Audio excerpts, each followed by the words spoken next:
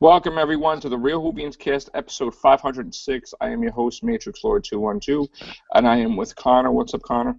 Hello. What's up, George? Hello. What's up, Mongo? Hi, everyone. All right, guys. I'm going to do this briefly because the news just hit after we finished the last cast. No Series 9 for Neil Gaiman. Writer Neil Gaiman appears to have ruled out contributing a story for Series 9 of Doctor Who due to his time commitments, but he says he is still determined to pen something for Peter Capaldi before he departs. He wrote The Doctor's Wife and Nightmare in Silver. He told Radio Times, "I'm not writing for Series 9 right now, just because of the ridiculous work commitments I'm trying to get out from under. I am determined to write for Peter Capaldi as long as Peter is still Doctor Who. I will write for him. And every time I'm in the UK, I go and see the Doctor Who people. I go to see Brian Mitchin and Stephen Moffat, and none of us are going to let me go off the boil."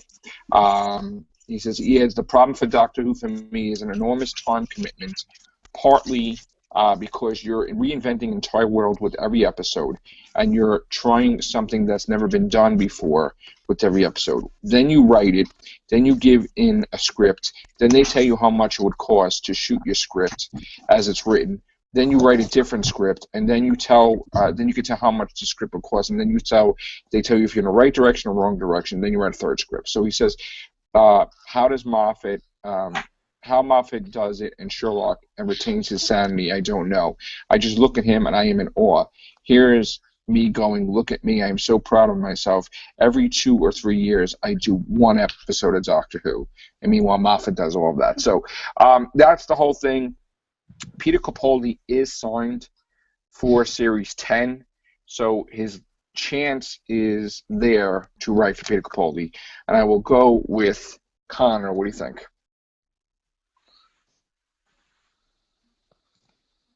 Connor? Yeah. What do you think about Neil Gaiman not appearing to do an episode? I've got to say that while Neil Gaiman is a good writer, I mean he's proved it with his book sales and stuff. I found The Doctor's Wife amazingly overrated. Wow. I didn't enjoy Nightmare in Silver at all. Wow. So I'm not in the least bit surprised that, and I'm not upset that he's not coming back for Series 9. So, there are aspects of The Doctor's Wife that I enjoy, but I just think that it's massively overrated just because the title's The Doctor's Wife. I mean, every personal episode that is personal to the Doctor seems to be overrated, and I just think that's another one. So to you, he's just a writer. I'm not just saying another Doctor Who writer. Okay, thanks. Next writer, right? Well, his name, obviously, he's got a legacy. I mean, it's Neil Gaiman. I mean, right. But besides that, I mean, it's just to you. It's just all right. That's fine. Yeah, but I've just not been pleased with both of his episodes that much, really. But you know, I'm not like going to be like, oh, fucking damn it, you know, that he's not coming back. But for Series 9, but you know, yeah, It's true. It's true, isn't it? Yeah. But it doesn't mean though that I don't want to see him back. I mean, I'm just not that bothered, really. Yeah. Right. All right. I mean, that's fine. I mean, you know, there's plenty of other writers out there that will just take the script and just do one, or maybe Moffat will do another one. So that's fine. Hey, Louis, what's up? Hey. How are you? Sorry, I'm finally back. Sorry, it's just I've been moving and getting internet back, but I'm back now. I know what So it's I'm like good. to move. How's Bro. everyone? It's a pain. Good. We moved at the same time. Yeah, I know. How's everything, man? Yeah, it's good. Just looking forward to Doctor Who. I know. Now, what did you think? We heard now Neil Gaiman's not doing an episode of Series 9. What do you think about that? Well, for once, I'm going to have to agree with Connor. I think he's overrated at writer. He's decent. Nightmare in Silver, for me, was terrible. I think didn't do this. I think it ruined the Cybermen. And just like the new finale did, it's ruined these new Cybermen we've got, and I think that the Doctor's wife is tremendously overrated. It's just like Connor said, really, just because it's got his wife in it and it's personal, you have to like it. But I think it was a decent episode, but right, I didn't like it. Okay. So I want him to come back. I want him to write for Capaldi, but I'm not desperate for him to come back. Gotcha, bro. All right, George. But I'm sorry. Yeah, go back, Luke. I'm sorry. No, I was just gonna say it's a shame because I heard that he was gonna do the Weeping Angel story, and I just wanted to see what he would be like with the angels. Well, and he's gonna bring back the Yeti or do his own monster. So yeah, I want him to come back to do that. But yeah, go on, George. Sorry. I mean, I kind of agree with you. I think I kind of agree with you. Yeah, I mean, I didn't like the Doctor's Wife, and I really didn't like Nightmare and Silver. I thought both of them were okay episodes. I think he'd be an okay writer for Capaldi, maybe, but I'm not really too excited to see him come back. To me, he's just kind of just like a writer on Doctor Who. He just writes the episodes. He's not a big deal to me. Okay. Really. I mean, yeah. I mean, my take on it is I loved Doctor's Wife, and that kind of heated things up about the Doctor may become a female type of thing with that little line thrown there about the Corsair, Doctor Strange becoming female. That just got on my nerves because I was like, oh, please don't go in this direction. Yeah. If you want to get, can I just say about this whole female Doctor thing because I missed the cast. My main issue with it is I think it's great to have strong female characters, but it kind of defines a point if you have to. It's like saying the only way we can make a great female character is by turning a male great female character into one. It's like you don't have to use a man to make a woman great. Make the woman great itself. Right. That makes sense. Does that make sense? Yeah. It's like if you want to make a great woman character, you don't have to use. That's the whole point. We don't need to use a man to make a woman great. Right.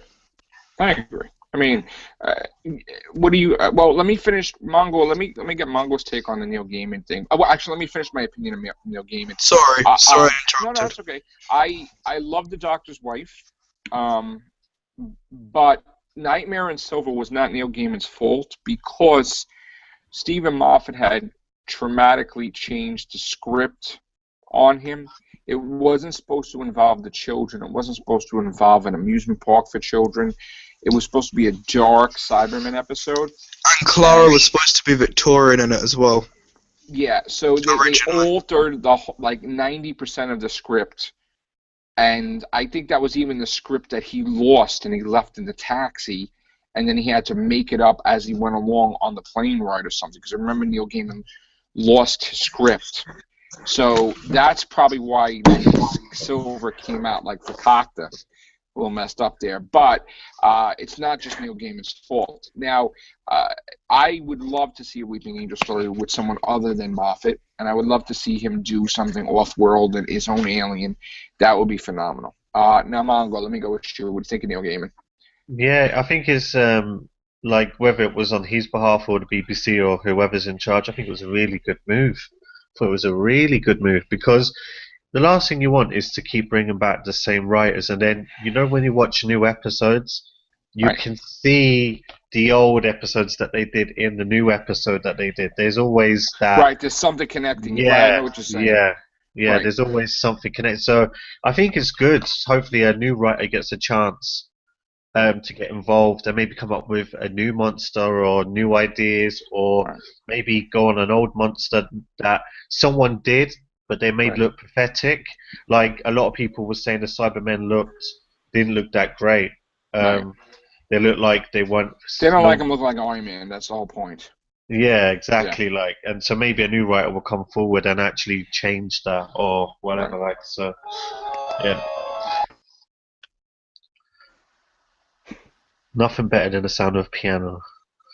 Sorry,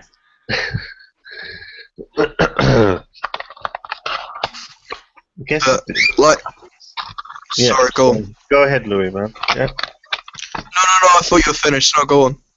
No, I was just gonna say that I think I honestly think it's a good move for Doctor Who and a new season because, like I said there, there's nothing worse than an old writer coming back again, apart from the exception of Russell T Davies. But I He think needs to come back. yeah, like apart from him, I think it's good for other writers to just get either to get known through the product and show what they actually can do because that's the problem. They don't get enough time to show how good they are, do they? No. Also, the problem I have with Neil Gaiman is that he strikes me as a bit of a Matt Smith fanboy. I mean, every time he's done an interview on Doctor Who, he's always talking about how great Matt Smith is. Yeah, and he always says like he's his favourite Doctor. Yeah, he never makes reference to David or Christopher or anything else. He just Who's talks that? about Matt. Oh, but no, I think Moffat Who's needs that? to go now. Yeah, but do you think if like I don't know, I'm torn because I actually like the darker stuff. Like because I don't know, is it just me? Maybe I'm a weirdo, right? But if you watch Christopher Eccleston's run and you watch David Tennant's run, they were more on more Eccleston's side. They were. If you ever notice the coloring, the picturing, and everything behind him, it's very. It looks all bright and light and stuff. And I actually like where they've gone now. I like the darkness, and because I like horror films, so that's why I don't mind where they've gone with it. Yeah, But that's why when I always talk about atmosphere and it's atmospheric. That's what I mean. Like the picture that you're seeing is a lot darker. yeah, Like Yeah, it's not. it's getting better. Yeah, whereas like I'm not like trashing the old ones or anything, but they were a more like I don't know, was it to attract a younger audience, but it was a lighter product, if that makes sense. It was like I don't know I can't explain it. It's just like if you watch Eccleston's thing again, you can just see everything looks light and bright. And even though they were good, I love them. Don't get me wrong. I love David Tennant's. I love every single episode, right? But it just looked like it wasn't too dark. Whereas David Tennant's, towards the end, it looked like they were going that way, if you know what I mean, kind of thing. yeah, Towards the end, like with the Master coming back and what was it? The knocks. What was it? The four knocks. He will knock four times and yeah. things like that. I thought, yeah, I was like where they were heading with that. Whereas probably with Eccleston, he didn't get much of a run to actually show us what could have come, kind of thing. He did have darker moments, did Eccleston. He's a Yeah. bit more like Capaldi than say Matt or Yeah. even David at some points. But David could do dark really well. So yeah, it's just Matt Smith that's given Doctor Who this comedic kind of look, and it's not good. That's why Moffat kind of needs to go because he's a parody writer. Like if you look at what he's written before Doctor Who, about Yeah. 95% of them are comedies, and it's like he can't write a decent story. He could write a really dark story, like he might have written Dark Water and Death in Heaven, like really dark, and then he would have gone back and said, "Oh, but there's no comedy in there. I have to add comedy." It's like a Yeah. fetish. He has It's to, like, not good fetish. It's like it ruins it. you see, that's the thing. Is George there as well? I think so. Oh. I just think, like, I actually like where they've gone now. I like this intensity of, it's everything is dark and it's like, oh my God, what's going to happen in the next episode? Like, you're a bit like, what was that episode? When Capaldi says, how do you know you're really alone? Was it Listen. Listen? Yeah, I thought that was excellent. Like, Yeah, that was a good episode. I actually like if you listen to the music in the background when they showed the trailer for that, it was like, oh my God, it was like it kind of got you intense a bit. Do you know what I mean? And I think that's what it needs. Actually, this is another thing that I've said constantly throughout the past few months is that the music for Series 8 is one of the best I've ever heard, to be honest, in a TV show.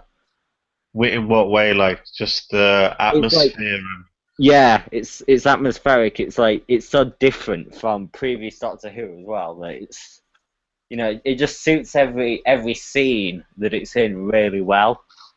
Yeah. George, are you there? Yeah, I'm here. Yeah, what do you think? Yeah, I actually do like the music in Series A. I mean, there's definitely been some good pieces this season, and I think Listen was okay too. I mean, it wasn't my favorite episode, but there were some excellent parts about it, and then there were some bad parts about it. It's either you really really like it or you really really don't like it. Personally, I Yeah. like most episodes of Doctor Who, so I didn't just think it was okay. I thought it was good. I just didn't think it was the best this season, but I still liked it. I think, yeah. Do you think, yeah, I was the same. I really liked the music. I thought the whole, when we first met the Doctor, the minute he came out of the TARDIS, it went shush, and then and he started going, "Oh, your handles, gee, you've lost yourself." When he started saying all that, Yeah. I thought the music around it was brilliant. I thought it was Yeah. it was really like to make you scared and like make you curious, and it kind of messed with your brain a bit, like with the music. It wasn't like the same thing, and I loved that. When he walked down the stairs and he goes, "I'm the Doctor and I've lived so many years," and stuff like that at the end of that episode, and he says to Clara, "I'm not your boyfriend." I thought the music when he comes down that's intense. That's what you want. That was good. Yeah. That kind of I can't explain that music. It's like an intense kind of thing, isn't it? When he's walking down the stairs. Yeah. And I actually thought he was going to say Valiard when he was all creepy and all that sort of stuff. Would have been good. Do you think we'll see the Valiard? I don't know about Capaldi's one. I think what I'm getting now, the impression I'm getting, is that Capaldi's one's going to be about the Master. It's a darker John Pertwee. Really? Yeah, because John Pertwee's was littered with the Master. If you've seen all of his episodes, it's just like the Master's in every other episode, and I think that's kind of what it's like with Missy at the moment. They're kind of like in every. She's kind of Hey, in. Mongo, have you seen that joke poster yet? Clara Who? Which one? It's one where they're advertising Doctor Who and they go a new spin-off show coming soon. It was just a kind of joke thing posted on the internet, but it was Clara Who because she said she was the Doctor in Death in Heaven. Oh my God! What did you guys think of that when they showed her face in the credits? I nearly melted. And then she was hardly in the episode at all. It was a waste. It was just Moffat being Moffat. It was just ridiculous. I actually sunk in my seat when I saw the beginning. She went, "Oh, I'm the Doctor," and then it had her in the credits. I thought, no, the whole time she's the Doctor. And then I was thinking, how are they going to tie this in? Because we saw Matt Smith regenerate, and we saw what happened. So I was like, how can she be the Doctor? What do you think if they had have said that she was the Doctor, how do you think they would have tied that in if they did go that route? I don't know really. It wouldn't have made sense, really, would it? No. There was the only indication I had was if you remember when Matt Smith kind of put his hand out before he regenerated, he kind of touches off Clara, and that was the only thing I could think of, was that some of the regeneration went in her when he went up and turned into Capaldi. That was the only in-link I could think of. Yeah. But obviously, she's not the Doctor, which is great.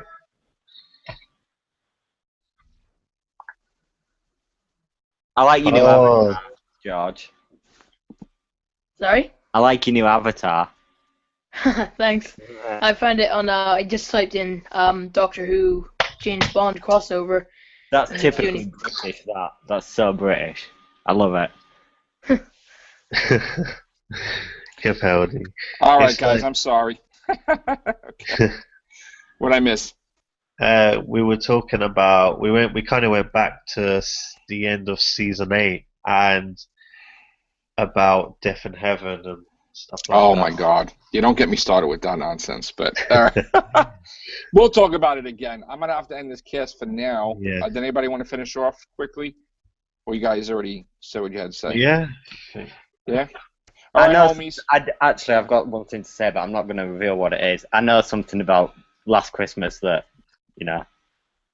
Okay. I do know something, and it's a spoiler, so I won't say. Is it there's a robot?